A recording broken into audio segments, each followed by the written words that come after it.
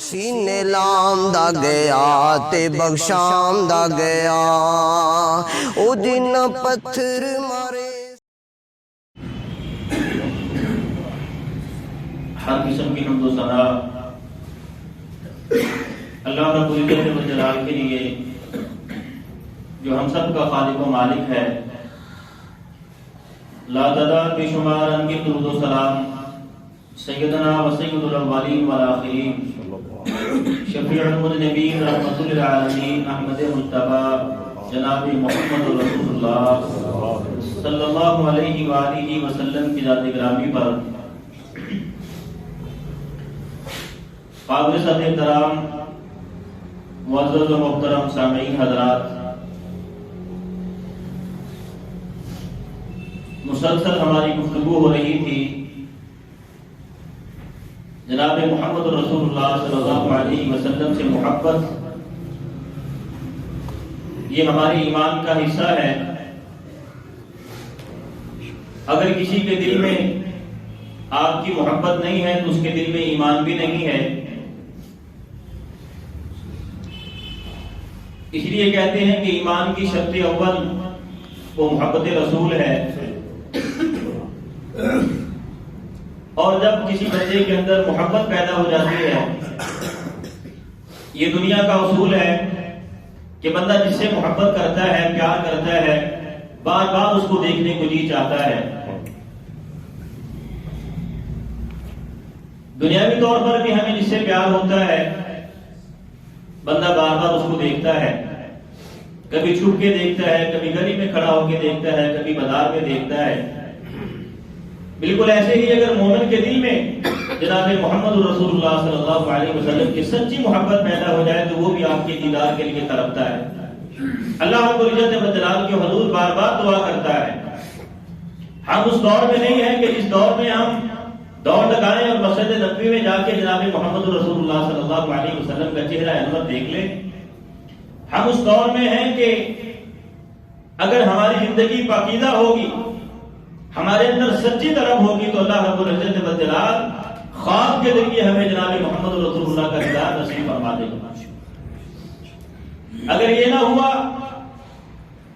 تو ہمارے اعمال کے مطابق، ہماری زندگی کی پاکیزگی کے مطابق، ہماری نیکیوں کے مطابق اور جناب محمد رسول اللہ سے سچی محبت کے نتیجے میں جیسے موت آئے گی اللہ رب العزت و جلال ہمیں جناب محمد رسول اللہ کی مجلس میں بٹھا دے. وہاں جا کے ہمیں آپ کا دیدار نصیب ہو جائے گا. میں کہتا ہوں دنیا میں سب سے بدنصیب بندہ وہ ہے کہ جو دنیا سے جائے اور اسے جاتے ہوئے جناب محمد رسول اللہ صلی اللہ علیہ وسلم کا دیدار نصیب نہ ہو. شاید ہمارا ایمان کامل نہیں ہے یا ہمارے اندر ایمان کی وہ مضبوطی نہیں ہے. یہی وجہ ہے کہ ہمارے اندر وہ طلب نہیں ہے دیدار کی. صحابہ کرام جو سچے محب تھے، جنہوں نے سچا پیار کیا تھا، پیار کیا بھی، نبھایا بھی اور کرنے کا طریقہ اور سلیقہ بھی بتا کے گیا کہ ایسے محبت کی جاتی ہے، وہ ہمیشہ جناب محمد رسول اللہ صلی اللہ علیہ وسلم کے دیدار کے لیے ترستے تھے، تڑپتے تھے. جب آپ ان میں موجود تھے تو تب بھی یہی حالت تھی. حضرت عبداللہ بن مسعود رضی اللہ تعالیٰ عنہ ایک دن مسجد نبوی میں بیٹھے قرآن مجید کی تلاوت کر رہے ہیں. اللہ کے رسول صلی اللہ علیہ وسلم کے ساتھ ابو بکر صدیق بھی ہیں، حضرت عمر بھی ہیں رضی اللہ تعالیٰ عنہ. آپ دیکھ رہے ہیں کہ میرا صحابی عبداللہ اللہ کے قرآن کی تلاوت کر رہا ہے، اور یہ وہ عبداللہ ہے جس کے بارے میں جناب محمد رسول اللہ صلی اللہ علیہ وسلم نے فرمایا تھا اگر کسی نے تازہ تازہ قرآن سننا ہو، جیسے ابھی آسمانوں سے جبرائیل لے کے آیا ہے، تو وہ عبداللہ بن مسعود سے قرآن سننا.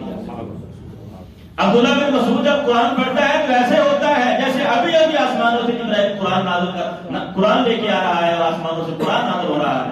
اس نے تازہ قرآن سننا ہے. فرمایا عبداللہ بن مسعود سے. میرے نبی ابو بکر عمر کے ساتھ کھڑے عبداللہ بن مسعود کی تلاوت سنتے رہے. اللہ رب العزت نے جو مقدر میں لکھا تھا عبداللہ بن مسعود نے وہ تلاوت کی. تلاوت کرنے کے بعد عبداللہ بن مسعود اللہ کے سامنے ہاتھ اٹھا لیتے ہیں، دعا کرتے ہیں. عبداللہ بن مسعود کو معلوم نہیں ہے کہ جناب محمد رسول اللہ مجھے دیکھ رہے ہیں. اللہ کے رسول صلی اللہ علیہ وسلم وہی کھڑے فرماتے ہیں کہ عبداللہ مانگ جو مانگتا ہے آج اللہ رب العزت بدلات تجھے عطا کرے گا. اسی لیے کہتے ہیں کہ جب قرآن پڑھو اللہ کی باتیں کرو تو درمیان میں اپنی بات بھی کر لیا کرو.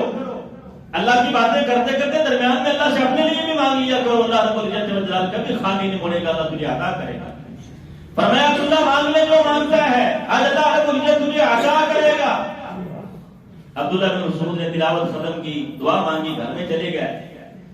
شام کا وقت تھا, رات کا وقت تھا. صبح صبح حضرت ابوبکر صدیق سب سے پہلے عبداللہ بن مسعود کے دروازے پہ پہنچ گئے. اے عبداللہ تو رات جب اللہ قرآن کریم کی تلاوت کرنے کے بعد تو دعا مانگ رہا تھا تو کیا مانگا تھا تو نے اللہ رب العزت بدلات سے؟ فرمایا میں نے اللہ رب العزت بدلات سے 3 دعائیں مانگی تھی. اللہم انی اسألک ایمانا لا یرتد, اے اللہ مجھے ایسا ایمان دے کہ اس کے بعد میں مرتد نہ ہو جاؤں, ایمان سے پھر نہ جاؤں, کامل مضبوط مکمل اور آخری کل تک مجھے ایمان پر قائم رکھنا. اللہم انی اسألک ایمانا لا یرتد ونعیما لا ینفد, اور وہ نعمت مجھے عطا کرنا کبھی وہ نعمت سے مجھ سے واپس نہ لی جائے. جو نعمت بھی تم مجھے عطا کرے ہمیشہ کے لیے عطا کرنا, کسی نعمت کو بھی مجھے دینے کے بعد واپس نہ لے لینا.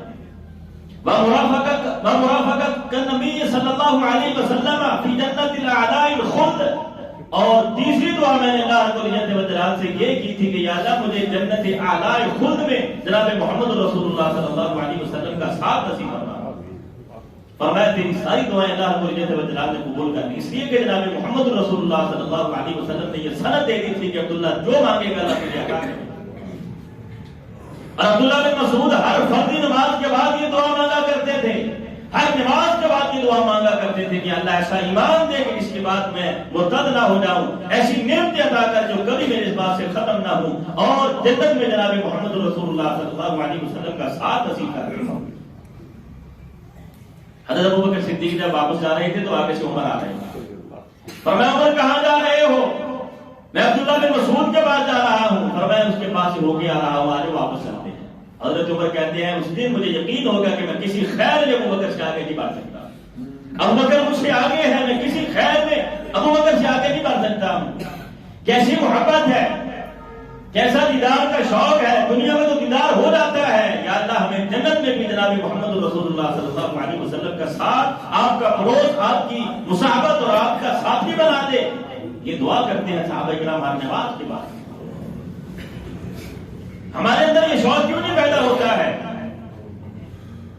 ہمارے اندر یہ شوق کیوں نہیں پیدا ہوتا ہے؟ کسی کو 20 سال ہو گیا, کسی کو 40 سال ہو گیا, کسی کو 60 سال ہو گیا جناب محمد رسول اللہ صلی اللہ علیہ وسلم کا نام سنتے. کبھی یہ شوق پیدا نہیں ہوا کہ جب سے پیدا ہوا ہوں تب سے نام سن رہا ہوں جناب محمد رسول اللہ صلی اللہ علیہ وسلم کا.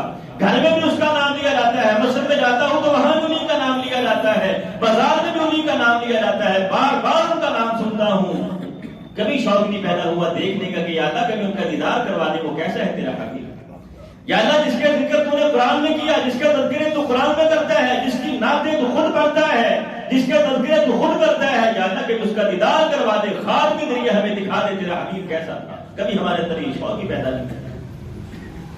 صحابہ کرام تو ایسے ہیں, ایسی محبت کی ہے, ایسی محبت کی ہے. جناب محمد رسول اللہ صلی اللہ علیہ وسلم کے چہرہ انور پر نظر پڑتی ہے, گردن میں تلوار چل رہی ہے, کوئی پرواہ نہیں ہے, جناب محمد رسول اللہ کا دیدار ہوگا. صحابی رسول زخموں سے چور ہے, اللہ کے رسول کے قدموں میں لایا گیا. آپ کے چہرے انور کو دیکھتے ہوئے اللہ رب العزت والجلال کو پیارے ہو جاتے. ایک اور صحابی حضرت عبداللہ, یہ مدینہ کے کسی آس پڑوس میں رہتے تھے, مسلمان ہو گئے, اسلام قبول کر لیا. ایک سفر میں جناب محمد رسول اللہ صلی اللہ علیہ وسلم کے ساتھ یہ بھی شریک ہیں, راستے میں بیمار ہو جاتے ہیں, بخار ہو جاتا ہے. جناب محمد رسول اللہ صلی اللہ علیہ وسلم کو پتا چلا کہ میرے صحابی عبداللہ کو بخار ہو گیا ہے. آپ اپنے خیمے سے نکلے, عبداللہ کے خیمے میں آئے تیمارداری کرنے کے لیے. عبداللہ زمین پر لیٹے ہوئے تھے. جناب محمد رسول اللہ صلی اللہ علیہ وسلم ان کے سر کی طرف آ کے بیٹھ جاتے ہیں. حضرت عبداللہ کا سر اٹھایا اور اپنی گود میں رکھ لیا. حضرت عبداللہ کا سر اٹھایا, اپنی گود میں رکھ لیا اور پیار سے ان کے سر پر ہاتھ پھیرنے لگے. جناب محمد رسول اللہ صلی اللہ علیہ وسلم کیسے خوش نصیب ہیں یہ لوگ. جناب محمد عربی کی گود میں سر ہے, اللہ کے رسول سر میں جو ہے ہاتھ پھیر رہے ہیں اور ان کی نظریں جناب محمد رسول اللہ کے چہرے کا دیدار کر رہی ہیں. آپ کا دیدار کرتے ہوئے اللہ کو پیارے ہو جاتے ہیں. جناب محمد رسول اللہ صلی اللہ علیہ وسلم نے غسل دلوایا، کفن پہنایا، قبر تیار ہوئی، جنازہ پڑھایا اور ان کو دفن کرنے کے لیے جناب محمد عربی صلی اللہ علیہ وسلم خود قبر میں اتر کر اپنے ہاتھوں میں لے کر حضرت عبداللہ کو لحد میں اتارتے اور ساتھ کیا فرماتے ہیں؟ یا اللہ یہ عبداللہ میرا صحابی ہے، اے اللہ میں اس سے راضی ہوں تو اس سے راضی ہوں. بڑے بڑے کبار صحابہ کرام حضرت عمر بن خطاب جیسے بھی کہا کرتے تھے کہ کاش آج عبداللہ کی جگہ پر میری لاش ہوتی، میری میت ہوتی اور جناب محمد رسول اللہ اپنے ہاتھوں سے مجھے لحد میں اتارتے اور اللہ سے کہتے کہ یا اللہ میں اس سے راضی ہوں تو بھی اس سے راضی ہوں. کیسے خوش نصیب ہیں یہ لوگ، دنیا سے جا رہے ہیں تو جناب محمد رسول اللہ کا دیدار ہو رہا ہے. آپ کے چہرے انور کو دیکھتے دیکھتے، آپ کے چہرے انور کو تکتے تکتے اللہ رب العزت و جلال کے پاس پہنچ جاتے ہیں. میں کہتا ہوں دنیا کی کون سی چیز ہے جس کو جناب محمد رسول اللہ صلی اللہ علیہ وسلم سے محبت نہ؟ آپ دنیا سے گئے ہیں تو کیا کون سی چیز ہے جس کی آنکھوں میں آنسو نہیں ہے؟ آپ کی جدائی میں، آپ کے غم میں دنیا کی ہر شے ہو رہی تھی، جناب محمد رسول اللہ صلی اللہ علیہ وسلم کی جدائی. آپ دنیا سے چلے گئے، آپ کی وہ سواری، وہ ناکا، وہ اٹھنی جس پر آپ سوار ہوا کرتے تھے، جب آپ دنیا سے چلے گئے وہ آپ کے دروازے پہ کھڑی ہو جاتی اور رویا کرتی. صحابہ کرام نے اپنی آنکھوں سے دیکھا اس سواری کو روتے ہوئے، جس سواری پر جناب محمد رسول اللہ صلی اللہ علیہ وسلم سوار ہوا کرتے. آپ کے دروازے پہ کھڑی ہو جاتی، سارا دن دروازے پہ کھڑی رہتی اور روتی رہتی، اس کی آنکھوں سے آنسو جھلکتے رہتے تھے، سارا دن روتی رہتی. جناب محمد رسول اللہ صلی اللہ علیہ وسلم کی جدائی. اب اسے یہ سوال کہاں ملے گا جو اس پر سوار ہوا کرتا تھا؟ ایسا سوال اسے کہاں ملے گا؟ اس سوال کی جدائی میں وہ روتی ہے. کھجور کا متر جس کے ساتھ جناب محمد رسول اللہ صلی اللہ علیہ وسلم ٹیک لگا کے صحابہ کرام کو خطبہ دیا کرتے تھے. جب ایک عورت نے ممبر لا کے مسجد میں رکھ دیا، آپ سے پوچھا اللہ کے رسول اگر آپ اجازت دیں تو میں ایک ممبر بنوا کے آپ کے لیے مسجد میں رکھ دیتا. کیا دور تھا جب لوگوں کو دین کا یہ شوق ہوا کرتا تھا. لوگ شوق سے مسجد کی صفائی کیا کرتے تھے، مسجد کی ضروریات کا خیال کیا کرتے تھے. عورتیں بڑا دلچسپی کے ساتھ دین کے کاموں میں حصہ لیا کرتی تھی. آج نہ مردوں کو پرواہ ہے، نہ خواتین کو پرواہ ہے، نہ ہمارے بچوں کو پرواہ ہے، نہ ہماری نئی نسل کو مسجدوں کی پرواہ ہے. مسجدیں بھی آباد ہو رہی ہیں، برباد ہو رہی ہیں. ایک خاتون کو شوق ہے کہ میں اس جگہ پر اگر ممبر رکھ دوں، جناب محمد رسول اللہ صلی اللہ علیہ وسلم نے اجازت دی. جب ممبر آ گیا تو وہ اتنا صحابہ کرام نے وہاں سے اٹھایا، اس کو باہر رکھ دیا تو وہ رونے لگا جیسے بچہ روتا ہے. آپ کی جدائی برداشت نہیں کرا، اس لیے کہ آپ اس کے ساتھ دیکھ لگا کے اللہ کا قرآن پڑھا کرتے تھے.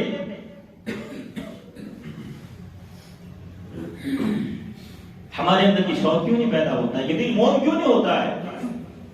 یہاں تو اٹھنیاں بھی روتی ہیں، تنے بھی روتے ہیں، پتھر بھی روتے ہیں، لیکن اے مسلمان، اے مومن، محبت رسول کا دعویٰ کرنے والے، عشق رسول کا دعویٰ کرنے والے، تیرا دل موم کیوں نہیں ہوتا ہے؟ یہ پتھر سے بھی سخت کیوں ہو گیا؟ یہ پتھر سے بھی سخت دل ہے، یہ دل کبھی نہیں روتا. اللہ کہتا ہے پتھر بھی ایسے ہیں کہ وہ بھی رو پڑتے ہیں، وہاں سے بھی چشمے نکلتے ہیں، وہاں سے بھی پانی نکلتا ہے، لوگ اس سے فائدہ اٹھاتے ہیں. تیری آنکھوں سے پانی کیوں نہیں نکلتا ہے؟ لوگوں کو فائدہ نہیں پہنچا سکتا ہے تو کم از کم اپنے لیے آنسو بہا لے. تو اپنے آپ کے لیے اپنے لیے آنسو بہا کے اپنے آپ کو اللہ کی جہنم سے آزاد کیوں نہیں کروا لیتا؟ تیرے اندر جناب محمد رسول اللہ صلی اللہ علیہ وسلم کی دیدار کا شوق کیوں نہیں پیدا ہوتا؟ آپ کی حدیث بار بار مجھے یاد آ رہی. ایک دن جناب محمد رسول اللہ صلی اللہ علیہ وسلم بیٹھے بیٹھے رونے لگے، زاروں قطار رونے لگے، دیر تک روتے رہے. صحابہ کرام نے عرض کیا اللہ کے رسول کوئی ایسی بات نہیں ہوئی، آپ کیوں رو رہے ہیں؟ آپ کیوں رو رہے ہیں؟ کوئی ایسی بات ہی نہیں ہوئی رونے والی تو. فرمایا مجھے میرے بھائی یاد آ گیا. ابھی ہم پیدا نہیں ہوئے، ابھی ہم دنیا میں نہیں آئے. جناب محمد رسول اللہ صلی اللہ علیہ وسلم رو رو کے فرماتے ہیں مجھے میرے بھائی یاد آ گیا. صحابہ کرام آپس میں باتیں کرنے لگے کہ اللہ کے رسول کو کیا یاد آیا؟ پہلے انبیاء یاد آئے، جو گزر گئے اس لیے کہ اللہ کے رسول نے فرمایا انبیاء بھائی ہیں یا علاقی بھائی ہیں، کہ اللہ کے رسول کو گزرے ہوئے انبیاء یاد آ گئے اس لیے رو رہے ہیں۔ عرض کی اللہ کے رسول ہم آپ کے سامنے ہیں، ہم آپ کے بھائی ہیں۔ فرمایا نہیں، تم تو میرے صحابی ہو، میرے بھائی وہ ہیں جو ابھی تک دنیا میں نہیں آئے ہیں، میرے جانے کے بعد دنیا میں آئے ہیں، وہ میرے بھائی ہیں۔ فرمایا تم میرے صحابی ہو، تم نے مجھے دیکھا ہے، اللہ رب العزت و جلال نے مجھے جو معجزات دیے وہ تم نے دیکھے ہیں، میرے منہ سے نکلنے والے دعاؤں کی برکات کو تم نے دیکھا ہے، میری انگلی کے اشارے سے آسمان کے چاند کو ٹکڑے ہوتے ہوئے تم نے دیکھا ہے، کنکریوں کو مٹھی میں کلمہ پڑھتے ہوئے تم نے سنا ہے، تم نے تو میرے تمام معجزات کو دیکھا ہے، تم ایمان لائے ہو۔ میرے بھائی وہ ہیں جنہوں نے نہ مجھے دیکھا ہے، نہ آسمان کے چاند کو دو ٹکڑے ہوتے ہوئے دیکھا ہے، نہ میرے دعاؤں کی برکات کو دیکھا ہے کہ کیسے جابر کی ہانڈی میں بڑھتا ہے تو برکتیں آتی ہیں، جابر کے آٹے میں پڑتا ہے تو کیسی برکتیں آتی ہیں، پر انہوں نے کچھ نہیں دیکھا ہے، بغیر دیکھے میرے اوپر ایمان لانے والے وہ میرے بھائی ہیں، اور میں وہ میرے بھائی ہیں جو بغیر دیکھے مجھے ایمان لائے۔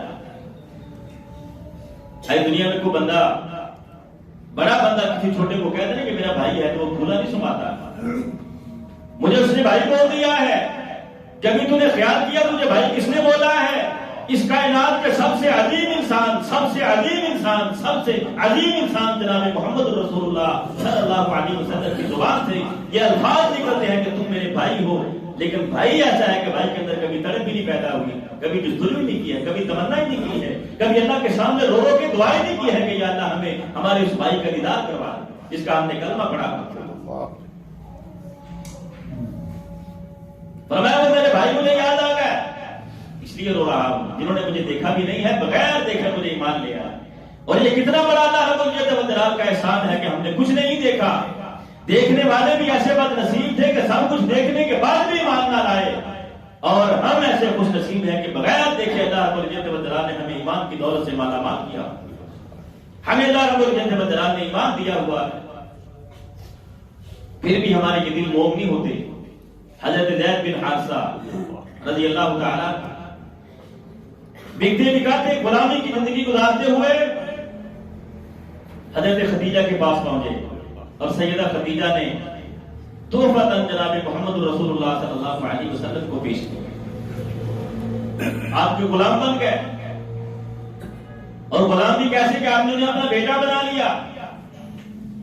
ان کے والدین خاندان کے لوگ تلاش کرتے کرتے مدینہ میں آ گئے جناب محمد رسول اللہ صلی اللہ علیہ وسلم،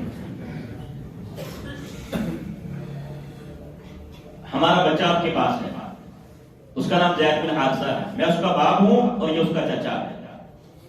فرمایا ہاں، حضرت زید بن حارثہ کو بلایا، زید ان کو جانتے ہو؟ جی اللہ کے رسول، یہ میرا باپ ہے اور یہ میرا چچا ہے۔ فرمایا ہمارا یہ بچہ یہ غلام نہیں ہے، ہم غلام نہیں ہے، ایک کافرے سے بچھڑا اور وہاں سے یہ بکتا بکتا غلامی کی زندگی میں آ کر آپ کے پاس آ گیا ہے، ہم اس کو لینے کے لیے آئے۔ جناب محمد رسول اللہ صلی اللہ علیہ وسلم فرماتے میری طرف سے اجازت ہے، اگر زید تم جانا چاہو تو اپنے باپ اور چچا کے ساتھ جا سکتے ہو۔ اتنی دیر کے بعد والدین ملے ہوں، بندہ کب رکتا ہے؟ لیکن زید بن حارثہ کیا کہتے ہیں؟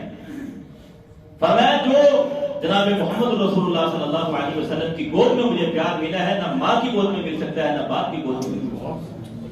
مجھے وہ پیار دیا ہے جناب محمد رسول اللہ صلی اللہ علیہ وسلم نے، میں آپ کو چھوڑ کے کبھی نہیں جا سکتا ہوں، باپ کو بھی ٹھکرا دیا، چچا کو بھی ٹھکرا دیا، میں آپ کے ساتھ نہیں جاؤں گا، میں جناب محمد رسول اللہ صلی اللہ علیہ وسلم کے پاس رہوں۔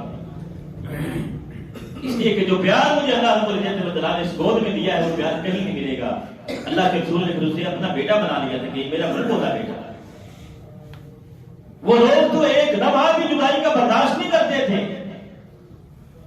ایک لمحہ بھی برداشت نہیں کرتے تھے جدائی کا جناب محمد رسول اللہ صلی اللہ علیہ وسلم۔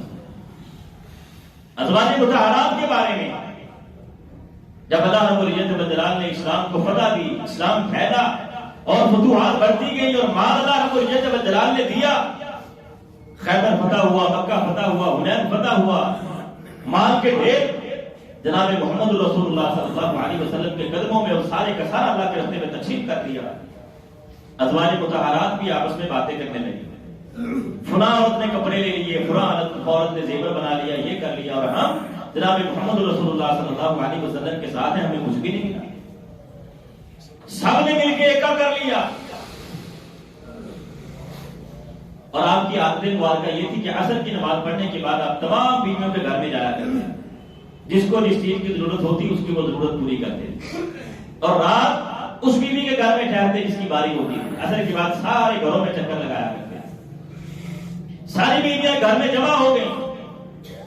جب اللہ کے رسول، انہیں پتا تھا کہ آپ سب سے پہلے اس گھر میں آتے ہیں، وہاں ساری جمع ہو گئی۔ اب وہاں گیا، دیکھا کہ ساری بیویاں وہاں جمع ہیں۔ السلام علیکم یا اہل البیت، سلام علیکم، فرمایا خیر ہے، کیا بات ہے؟ سب نے کہا کہ ہمیں دنیا کا مال چاہیے، ہمارے پاس کچھ بھی نہیں ہے، ہمیں لباس چاہیے اچھے سے اچھا، ہمیں زیورات چاہیے، اچھا کھانا چاہیے۔ دنیا کا مطالبہ کیا جناب محمد رسول اللہ صلی اللہ علیہ وسلم۔ تب اللہ کے رسول نے 1 مہینے کے لیے الہ کر لیا، اپنی بیویوں سے الگ ہو۔ اور الگ ہونے کا طریقہ یہ نہیں تھا کہ آپ نے ان کو بلانا چھوڑ دیا تھا، نہیں، ہر روز اپنی بیویوں کے گھر میں جاتے تھے، ان کی ضروریات بھی دیتے تھے، خرچہ بھی دیتے تھے، لیکن رات کا بستر اللہ کے رسول نے الگ کر لیا تھا، رات کو اپنی بیویوں کے پاس نہیں جاتے۔ اس سے یہ سبق ملتا ہے، ہمارے گھر میں تھوڑی سی لڑائی جھگڑا ہوتا ہے، ہم فوراً اپنی بیوی بچوں کا خرچہ بند کر دیتے ہیں۔ دین اسلام ہمیں یہ اجازت نہیں دیتا ہے کہ ہم اپنے بیوی بچوں کا خرچ بند کریں۔ آپ نے خرچہ بند نہیں کیا، دیتے رہے، صرف رات کا بستر الگ کر لیا ہے کہ رات کو آپ کسی گھر میں جا کے آرام نہیں کرتے ہیں، الگ اکیلے رات کو سوتے ہیں۔ صحابہ کرام کو پتا چلا، حضرت عمر کو پتا چلا، اپنی بیٹی حفصہ کو مارنے کے لیے تیار ہو گئے کہ تم اللہ کے رسول کو پریشان کرتی ہو۔ حضرت ابوبکر صدیق کو پتا چلا، سیدہ عائشہ کے ساتھ ناراض ہوئے کہ تم اللہ کے رسول کو پریشان کرتی ہو۔ جب 29 دن ہوئے تو جناب محمد رسول اللہ صلی اللہ علیہ وسلم کی جو 1 مہینے کی آپ نے قسم کھائی تھی وہ قسم پوری ہوگی۔ آپ اپنے گھروں میں گئے، سب سے پہلے آپ سیدہ عائشہ کے گھر میں گئے رضی اللہ تعالی۔ فرمایا عائشہ، اللہ رب العزت والجلال نے مجھے اختیار دیا ہے کہ تم جو مطالبات کر رہی ہو تمہیں دے کر اچھے طریقے سے طلاق دے کے تمہیں الگ کر دوں۔ اللہ رب العزت والجلال نے مجھے اختیار دیا ہے، تم بتاؤ تم کیا چاہتے ہو؟ کیا دنیا کا مال چاہتی ہو؟ تو دنیا کا مال دے کے میں تمہیں طلاق دے کے الگ کر دیتا ہوں، سوچ کے بتانا۔ سیدہ عائشہ کہتی ہے نہیں اللہ کے رسول، ہمیں دنیا کا مال نہیں چاہیے، ہمیں آپ چاہیے، ہمیں آپ کا ساتھ چاہیے۔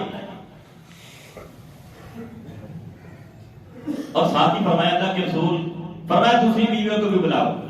فرمایا اللہ کے رسول دوسری بیویوں کے سامنے آپ نے یہ نہیں بتانا کہ میں نے کیا جواب دیا، آپ نے مجھ سے جو سوال کیا ان کو نہیں بتانا کہ میں نے کیا جواب دیا، ان سے بھی یہی سوال کریں، پھر دیکھتے ہیں کہ آپ کی بیویوں میں سے سب سے زیادہ محبت آپ کے ساتھ کون کرتی ہے۔ جب دوسری بیویاں بھی آئی تو اللہ کے رسول صلی اللہ علیہ وسلم نے بتا دیا کہ عائشہ سے میں نے یہ سوال کیا، عائشہ نے یہ جواب دیا ہے، تم بتاؤ۔ اللہ رب العزت والجلال نے مجھے اختیار دیا ہے کہ تمہیں دنیا کا مال دے کے رخصت کر دوں۔ کیا چاہتی ہو، دنیا کا مال چاہتی ہو یا اللہ رسول چاہتی ہو؟ ساری بیویاں کہتی ہیں کہ ہمیں اللہ اس کا رسول چاہیے، ہم دنیا کا مال نہیں چاہتے۔ اور ساتھ ایک اور سوال کیا، اللہ کے رسول یہ بتائیں اگر ہم یہ دنیا کا مال چھوڑ دیں جو ہم آپ سے مطالبات کرتے ہیں، یہ چھوڑ دیں تو پھر ہمیں کیا ملے گا؟ فرمایا اگر تم یہ چھوڑ دو گی تو پھر جنت میں جناب محمد رسول اللہ کا ساتھ ملے گا صلی اللہ علیہ وسلم۔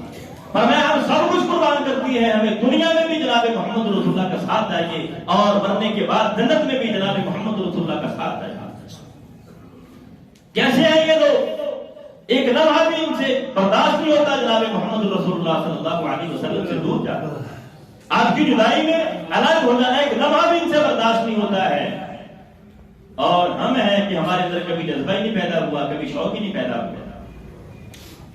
خواہ میں آپ کا دیدار ہو جائے تو یہ بڑے مقدر کی بات ہے، لیکن اگر مرنے کے بعد بھی جناب محمد رسول اللہ صلی اللہ علیہ وسلم کی زیارت اور آپ کا دیدار نصیب نہ ہوا تو اس سے بڑی بدبختی کی بات کوئی نہیں۔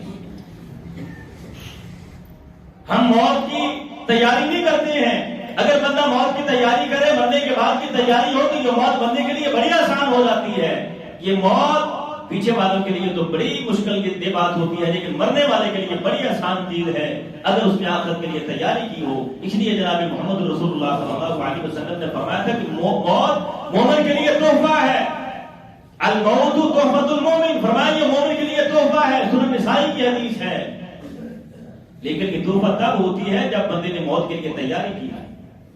یہ تحفہ تب ہوتی ہے جب سامنے نظر آ رہا ہو کہ ادھر موت آئے گی، ادھر جناب محمد رسول اللہ صلی اللہ علیہ وسلم کا ساتھ نصیب ہو جائے گا، آپ کا دیدار نصیب ہو جائے گا. یہ اللہ کی طرف سے موت یہ بھی ایک تحفہ ہے. جو بندہ بیچارہ بیماریوں میں گھرا ہوا ہے، ہسپتالوں کے دھکے کھا رہا ہے بیچارہ، اگر موت نہ ہوتی تو اس بیچارے کا کیا بنتا؟ اللہ موت ایک اس بندے کو سکون دے دیتا. جو باپ اپنی اولاد سے پریشان اور تنگ ہے، جو اولاد اپنے والدین کو دھکے دے کے گھر سے نکال دیتی ہے، اگر موت نہ ہوتی تو ان والدین کا کیا بنتا؟ یہ موت بھی انسان کے لیے اللہ رب العزت نے ایک تحفہ بنایا، لیکن اس موت کے لیے تیاری ہو تو یہ بڑی تحفے دی. موت کے لیے تیاری ہو تو پھر آسمانوں سے فرشتے آتے ہی بندے کو خوشخبری دینی شروع کر دیتے ہیں. وابشروا بالجنۃ التی کنتم توعدون، تمہارے لیے خوشخبری یہ ہے کہ اللہ رب العزت نے وہ جنت جس کا وعدہ کیا تھا اس کے دروازے پہ یہ کھول دیے. آپ کی زیارت، آپ کی ملاقات کا شوق پیدا ہو جائے ہمارے اندر. آپ کا دیدار کیسے ہوتا ہے؟ کثرت کے ساتھ بندہ درود پڑھے، اللہ رب العزت نے خواب میں جناب محمد رسول اللہ کا دیدار نصیب فرما دیتا. آپ کی حدیث سے پیار ہو، آپ کی باتوں سے پیار ہو، آپ کی سنتوں سے پیار ہو. حضرت عبداللہ بن مبارک رحمہ اللہ نماز پڑھاتے تو فوراً اپنے حجرے میں چلے جاتے. لوگوں نے عرض کی حضرت آپ نماز کے بعد فوراً اپنے حجرے میں چلے جاتے ہیں، کسی نے کوئی مسئلہ پوچھنا ہوتا ہے، کوئی آپ سے سوال کرنا ہوتا ہے، آپ جلدی چلے جاتے ہیں. فرمایا اس لیے چلا جاتا ہوں کہ وہاں مجھے جناب محمد رسول اللہ کا دیدار ہو جاتا ہے. کیا مطلب؟ وہاں جا کے میں اللہ کے رسول کی حدیثیں پڑھتا ہوں تو یوں لگتا ہے جیسے اللہ کے رسول میرے سامنے بیٹھے مجھ سے بات کر رہے ہیں. میں آپ کی حدیثیں پڑھتا ہوں تو یوں لگتا ہے جیسے اللہ کے رسول میرے سامنے بیٹھ کے مجھ سے باتیں کر رہے ہیں. آپ کی حدیثوں کو پڑھنا، یاد کرنا. پرانے دور میں جب یہ موبائل نہیں ہوا کرتے تو لوگ دور جانے والوں کو کہتے تھے کہ خط لکھ دیا کرنا، آدھی ملاقات ہو جاتی ہے جب آپ کا خط آ جاتا ہے. ایسے ہی ہے جیسے پرانے دور میں خط آتا تھا تو بندے سے آدھی ملاقات ہو جاتی تھی، پر میں جب اللہ کے رسول کی حدیثیں پڑھتا ہوں تو میری پوری ملاقات ہو جاتی ہے. یوں لگتا ہے جیسے اللہ کے رسول میرے سامنے بیٹھ کے یہ حدیث مجھے سنا رہے ہیں. آپ کی حدیثوں سے پیار، محبت، ان کو پڑھنا، یاد کرنا، ان کے مطابق زندگی گزارنا، اللہ رب العزت وجلال خام میں ہی جناب محمد رسول اللہ کا دیدار نصیب فرما دیتا. اور فرمایا یتیموں سے محبت کرنا، یتیموں کی پرورش کرنے والا، یتیموں کو پالنے والا، فرمایا وہ قیامت والے دن یوں میرے ساتھ ہوگا جیسے کہ دو ملیاں. یتیموں کی پرورش کرنے والا، یتیموں کو دھکے نہ دیا کرو، یتیموں کو دھکے نہ دیا کرو. خاص طور پر اپنے بھتیجے اور بھانجے جو اپنے ہوتے ہیں، بھتیجوں کو اور بھتیجیوں کو لوگ دھکے دے کے دروازوں سے نکال دیتے ہیں. ایسے نہ کیا کرو، یتیموں کے ساتھ ایسے نہ کیا کرو. جناب محمد رسول اللہ صلی اللہ علیہ وسلم نے فرمایا کہ جو بندہ یتیم کی پرورش کرتا ہے، یتیم کے سر پہ ہاتھ رکھ دیتا ہے، فرمایا وہ قیامت والے دن میرے ساتھ یوں ہوگا جیسے یہ دو گلیاں. اب دیدار کی بات تو باقی نہیں رہی. جب وہ بندہ جناب محمد رسول اللہ صلی اللہ علیہ وسلم کے ساتھ جڑا ہوگا تو آپ کا کتنا دیدار کرے گا وہ. فرمایا جو بندہ صبح شام رضیت باللہ ربا وبالاسلام دینا وبمحمد النبی تین بار صبح شام پڑھتا ہے. ایک حدیث میں آتا ہے فرمایا میں اس بندے کو جنت کی ضمانت دیتا ہوں. اور دوسری حدیث میں آتا ہے، جامع ترمذی کی حدیث ہے، فرمایا جو بندہ صبح شام رضیت باللہ ربا وبالاسلام دینا وبمحمد النبی یہ تین بار صبح شام پڑھ لیتا ہے، فرمایا قیامت والے دن اس بندے کا ہاتھ پکڑ کر اس کو میں جنت میں چھوڑ دیا. اس سے بڑی کیا بات ہو سکتی ہے کہ جس کا ہاتھ جناب محمد رسول اللہ صلی اللہ علیہ وسلم نے پکڑا ہو اور اس کو جنت کی طرف لے کے جا رہے ہوں. وہ بندہ کیسے دیدار کرے گا جناب محمد رسول اللہ صلی اللہ علیہ وسلم. تو ہمارے اندر یہ شوق پیدا ہو جائے، یہ ذوق پیدا ہو جائے. فرمایا اپنی بچیوں کی اللہ رب العزت وجل جس کو بیٹیاں دیتا ہے ان کی اچھی تربیت کرتا ہے، ادب سکھاتا ہے، اور پھر جب جوان ہو جاتی ہیں تو ان کو شادی کر کے ان کے گھروں میں الوداع کر دیتا ہے. فرمایا وہ بندہ بھی قیامت والے دن میرے ساتھ ہوگا. ہم بیٹیوں سے اکتا جاتے ہیں، جناب محمد رسول اللہ صلی اللہ علیہ وسلم نے فرمایا وہ بھی میرے ساتھ ہوگا. تو آپ کے دیدار کا شوق پیدا ہو جائے ہمارے اندر. کم از کم کوئی ایک عمل تو ایسا کر لے کہ جس کے بارے میں ہمیں یقین ہو جائے کہ دنیا سے جائیں گے تو جناب محمد رسول اللہ کا دیدار نصیب ہو جائے گا، جناب محمد رسول اللہ صلی اللہ علیہ وسلم کا دیدار نصیب ہو جائے گا. اسے کو غلط مسئلہ نہ نکال دینا. یہ مرنے کے بعد روحیں ملتی ہیں، قبر میں نہیں ملتی ہیں، جو عالم ارواح، وہ جو عالم جہاندار کو جنت بدلات میں علیین اور سجین میں روحوں کو رکھا ہوا ہے، وہاں جا کے روحوں کی ملاقات ہوتی ہے۔ بعض لوگ یہ کہتے ہیں کہ جب بندہ مر جاتا ہے، قبر میں جاتا ہے، تو ہر قبر میں جناب محمد رسول اللہ صلی اللہ علیہ وسلم کو وہاں پیش کیا جاتا ہے اور پوچھا جاتا ہے کہ اس بندے کے بارے میں کیا کہتا ہے۔ یہ عقیدہ غلط عقیدہ ہے، بلکہ جناب محمد رسول اللہ کی گستاخی پر مبنی عقیدہ ہے کہ ہر قبر میں اللہ کے رسول کو پیش کیا جاتا ہے۔ ایسا نہیں ہوتا ہے، بلکہ حدیث کے الفاظ سے لوگوں کو دھوکا لگا ہے۔ ایک حدیث کے الفاظ یہ ہے کہ قبر میں بندے سے پوچھا جاتا ہے ماذا تقول هذا الرجل، اس بندے کے بارے میں تو کیا کہتا ہے، لیکن دوسری حدیث میں اس کی وضاحت مل جاتی ہے، فرمایا ماذا تقول هذا الرجل الذي بعث فيكم، وہ بندہ جو تمہارے اندر مبعوث کیا گیا، اس بندے کے بارے میں تیرا کیا کہنا۔ اور دوسری بات یہ ہے کہ یہ اشارہ ذہنی طور پر ہوتا ہے، کبھی کبھی کوئی مسئلہ ہمارے ذہن میں ہوتا ہے تو ہم کہتے ہیں اس بندے کے بارے میں تیرا کیا کہنا، اس واقعے کے بارے میں تیرا کیا کہنا، حالانکہ وہ سامنے نہیں ہوتا ہے۔